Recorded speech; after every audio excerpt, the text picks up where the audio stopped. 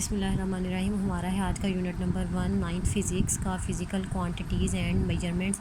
तो देखें physical quantities क्या होती हैं। फ़िज़िकल का मतलब होता है तबई मकदारें, तबई मतलब जिनको हम मेजर कर सकते हैं, काबिल पैमाइश या नाप की जाने वाली मकदारें, यानी कि इन सब को हम क्या कर सकते हैं, मेजर कर सकते हैं, नाप सकते हैं, इनकी पैमाइश कर सकते हैं। एंड मेजरमेंट्स हम देखेंगे कि मेजरमेंट्स का मतलब क्या होता है कि किसी चीज़ को नापना, उनकी पैमाइश करना। तो इस चैप्टर के जो हैं वो मेजर कॉन्सेप्ट जो हैं उनमें शामिल हैं हमारे टॉपिक इंट्रोडक्शन टू फिज़िक्स है, physical quantities, international system of unit, prefixes, scientific notation, standard form, measuring instruments और an introduction to significant figures, यानी कि सिग्निफिकेंट फिगर इस चैप्टर का लास्ट टॉपिक होगा। तो हम सबसे पहले जो है चलते हैं अपनी इस चैप्टर के बिल्कुल स्टार्ट पर। हम देखते हैं कि सबसे पहले हमारे पास जो डेफिनेशन है वो है साइंस की, the knowledge gained through observation and experimentation. अब देखें, नॉलेज इल्म गेंड जो हमने हासिल किया हुआ हो, हासिल किया गया थ्रू से, ऑब्जर्वेशंस मुशाहदात से, एंड एक्सपेरिमेंटेशंस और तजर्बात से, यानी कि वो इल्म जो हम ऑब्जर्वेशन से और एक्सपेरिमेंटेशंस मतलब कि अपने मुशाहदात से और तजर्बात की बिना पर हासिल करते हैं, उसे हम नाम देते हैं साइंस का। साइंस क्या है कि साइंस को हमने एक लैटिन वर्ड यानी कि लातीनी ज़ुबान के लफ्ज़ सेंशिया से अख़ज़ किया है। ये लफ्ज़ जो है इसे सेंशिया पढ़ते हैं, ये लातीनी ज़ुबान का लफ्ज़ है और इसका मतलब क्या होता है, नॉलेज यानी कि इल्म। उसके बाद जो है हमारे पास इस टॉपिक के अंदर डेफिनेशन मौजूद है नेचुरल फ़िलासफ़ी की।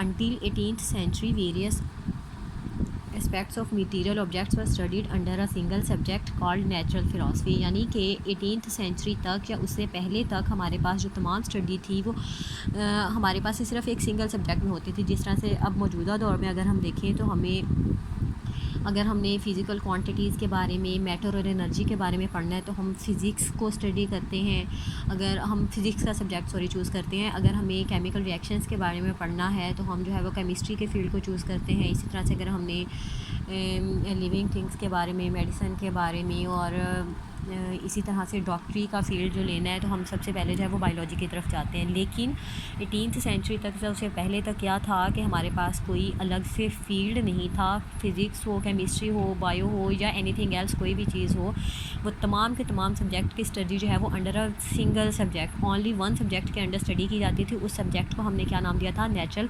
फ़िलासफ़ी का।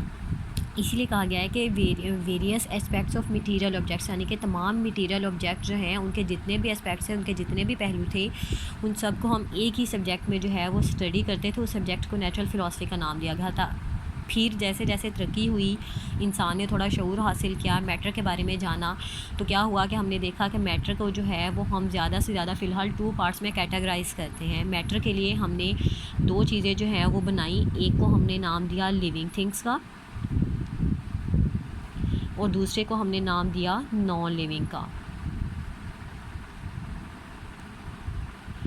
तो जब हमारे पास मैटर जो था वो 2 पार्ट्स में डिवाइड हुआ, लिविंग में और नॉन लिविंग में, तो फिर क्या हुआ कि हमें ज़रूरत महसूस हुई कि हम लिविंग को एक अलग ग्रुप में डाल दें उनकी स्टडी को, और नॉन लिविंग थिंग्स को स्टडी करने के लिए हम एक अलग ग्रुप बना लें। तो फिर क्या हुआ कि हमने इसी अपने जो साइंस का हमारा एक मेजर सब्जेक्ट था नेचुरल फ़िलासफ़ी, उसे हमने फर्दर 2 पार्ट्स में डिवाइड कर दिया कि एक कैटेगरी में हम क्या करें, लिविंग थिंग्स को पढ़ें और दूसरे में हम जो है वो नॉन लिविंग थिंग्स को पढ़ें। तो फ़िज़िकल साइंस जो है इसकी फिर आगे 2 टाइप्स बनाई गई, फ़िज़िकल और बायोलॉजिकल। फ़िज़िकल साइंस जो थी, फ़िज़िकल साइंस में हम क्या करते हैं, study of non living things, यानी कि नॉन लिविंग थिंग्स को स्टडी करने के लिए, इसके बारे में जानने के लिए, इनकी ओवरऑल पूरी स्टडी के लिए हमने जो सब्जेक्ट बनाया उसे हमने नाम दे दिया फ़िज़िकल साइंस का। उसके अगेंस्ट जो हमारे पास लिविंग थिंग्स बची थी उनकी स्टडी करने के लिए, उनको डिस्क्राइब करने के लिए, उनको सीखने के लिए, उनको पढ़ने के लिए हमने जो सब्जेक्ट बनाया उसे हमने नाम दे दिया बायोलॉजिकल साइंस का।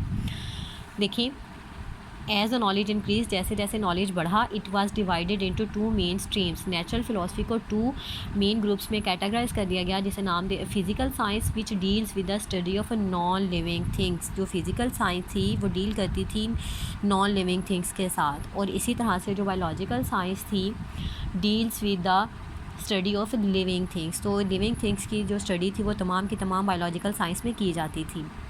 उसके बाद जो नेक्स्ट हमारा पैसेज है उसमें डिस्कशन की गई है मेजरमेंट्स के बारे में। Measurements are not confined to science. Measurements जो हैं आज के दौर में सिर्फ साइंस तक महदूद नहीं हैं, they are part of our lifes. ये क्या है, हमारी लाइफ्स का, हमारी ज़िंदगियों का हिस्सा बन चुके हैं।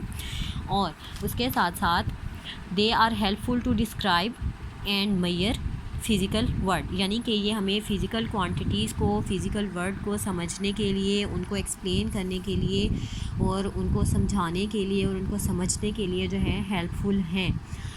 यहाँ तक का हमारा आज का टॉपिक था। दोबारा से एक बार रिवाइज़ करवा रही हूँ कि सबसे पहले हमारे चैप्टर का नेम है फ़िज़िकल क्वांटिटीज़ एंड मेजरमेंट्स।